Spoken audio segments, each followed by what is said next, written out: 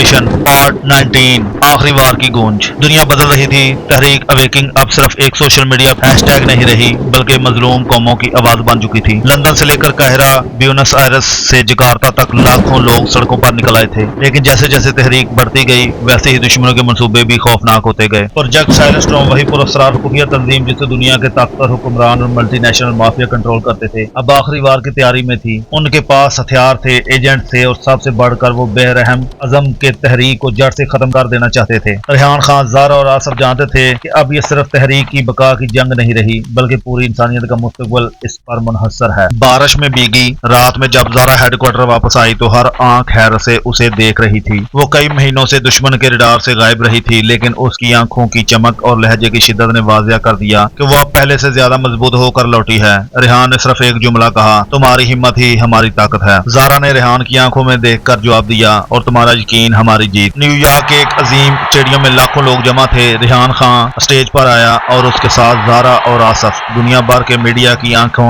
उस पर जमी थी। रेहान ने माइक पर झुककर कहा, हम तख्ता उल्टने नहीं आए, हम इंसाफ कायम करने आए हैं और हम ये करके रहेंगे। तमाशाइयों में तूफानी नारों की गूंज थी, लेकिन उस लम्हे भी दुश्मन खामोश नहीं बैठा था। अचानक खतरे का अलार्म बजा। धमाका खेज बम स्टेडियम के नीचे नस्ब था। आसफ ने बरवकत बम को लोकेट किया। ज़ारा ने हजूम को पीछे धकेला, लेकिन इस बार दुश्मन के एजेंट्स पहले से ज्यादा मुनज़्ज़म थे। मास्क पहने एक एजेंट्स आगे बढ़ा। उसका नाम कार्लोस मेंडोजा था, साबिक स्पेशल फोर्सेस का कमांडर जो अब साइलेंट स्टॉर्म का मास्टर ऑपरेटर था। कार्लोस ने चीख कर कहा, आज ये तहरीक अपने ही खून में डूब जाएगी। इगल हमें के लिए सब कुछ रुक सा गया। फिर आसफ ने आखिरी सेकंड में बम डीएक्टिवेट कर दिया। जाने बच गई, लेकिन कार्लोस भाग निकला। रेहान ने फैसला किया, ये जंग अब छुप कर नहीं लड़ी जा सकती, हमें दुश्मन के ठिकाने पर वार करना होगा। अगला निशान अफगानिस्तान और ताजिकिस्तान के दरमियान पहाड़ी सिलसिले में खुफिया बेस था। बर्फ से ढके पहाड़, तेज हवा और दुश्मन का पहाड़ी किला। रेहान, ज़ारा, आसफ के साथ एक नया साथी शामिल हुआ, कमांडर आरफ खान, पाकिस्तान एयरफोर्स का साबिक पायलट जो फिजाई ऑपरेशन का माहिर था। हेलीकॉप्टर पहाड़ों के ऊपर से गुजरा। रात अंधेरी थी। अचानक दुश्मन की मिशिगन ने फायर खोल दिया। गोलियां हेलीकॉप्टर के करीब से गुजर गईं। आरफ ने हैरान से कहा, हम सीधे नहीं जा सकते, हमें ऊपर से डाइव लेना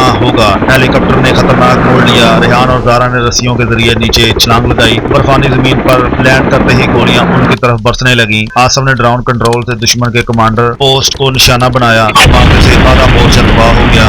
ज़ारा दो दुश्मनों के साथ हाथों की झड़प में उलझ गई। उसके वार तेज और दुरुस्त थे। रेहान ने अपनी बंदूक से दुश्मन के स्नाइपर को गिराया। आरफ ने फिजाई कवर किया, लेकिन कार्लोस फिर भी बच निकला, पीछे जली हुई जमीन छोड़कर। दुश्मन का अगला ठिकाना अफ्रीकी जंगलात में था। यह जगह और भी खतरनाक थी, घनी झाड़ियां, नमी और जानलेवा कीड़ों से भरी। रेहान की टीम के साथ अब एक और नया किरदार शामिल हुआ, मारिया लोपेज, ब्राजील की साबिक इंटेलिजेंस एजेंट जो जंगलों में सर्वाइवल की माहिर थी। मारिया ने रास्ता दिखाया, ये जंगल तुम्हें निगल लेगा अगर तुमने इसे अपना दोस्त ना बनाया। दुश्मन ने गाज लगा रखी थी। अचानक दरख्तों के पीछे से गोलियों की बौछार शुरू हुई। ज़ारा ने फौरन झुक कर ग्रेनेड फेंका। एक खौफनाक जंगल जंग की शक्ल अख्तियार कर गया। गोलियां, धमाके, धुआं और बारिश। रेहान ने कार्लोस को दोबारा देखा और दुश्मनों की क़यादत कर रहा था। आसफ ने अपनी स्नाइपर राइफल से दुश्मन के मशीन गन को खामोश किया। मारिया ने छुपकर एक एजेंट को खंजर से मार गिराया। आखिरकार कार्लोस फिर भी बच निकला, मगर इस बार उसके साथियों की बड़ी तादाद मारी गई। तहरीक को खुफिया इत्तला मिली कि साइलेंट स्टॉर्म ने एक न्यूक्लियर आबदोज तैयार की है जिससे वो दुनिया के बड़े शहरों को ब्लैकमेल कर सकते हैं। यह आबदोज बहरे अरब में थी। आरफ ने फिजाई मिशन की क़यादत की। जंगी जेट आसमान में गरजने लगे। रेहान और ज़ारा एक बहरी जहाज के जरिए समंदर की गहराइयों में उतरे। सामने एक आहनी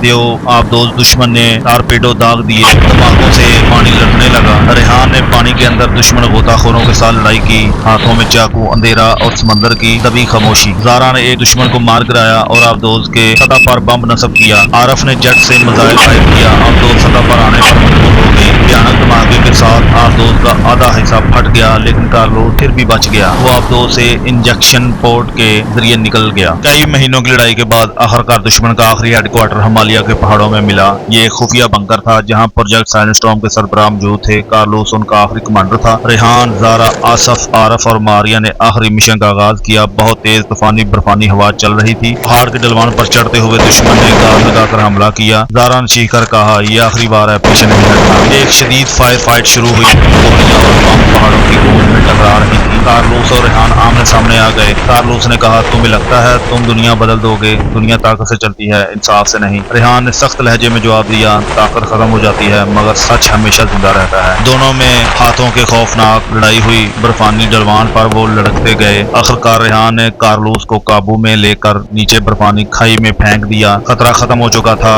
द प्रोजेक्ट साइलेंट स्टॉर्म का आखिरी किला ढेर हो गया। दुनिया ने देखा कि चंद नौजवानों ने एक आलमी साजिश को नाकाम बनाया। अखबार, टीवी चैनल और सोशल मीडिया पर सिर्फ एक ही सुर्खी थी, हम हार नहीं मानेंगे। रात को हेडक्वार्टर की छत पर ज़ारा ने आसमान की तरफ देखकर कहा, रेहान ये सफर कब तक? रेहान ने मुस्कुरा कर कहा, जब तक एक जुबान बाकी है जो सच बोले और एक कान बाकी है जो सच सुने। ये आखिरी बार चलता रहेगा। और यूं अंधेरे के बाद एक नई सुबह तुलू हुई।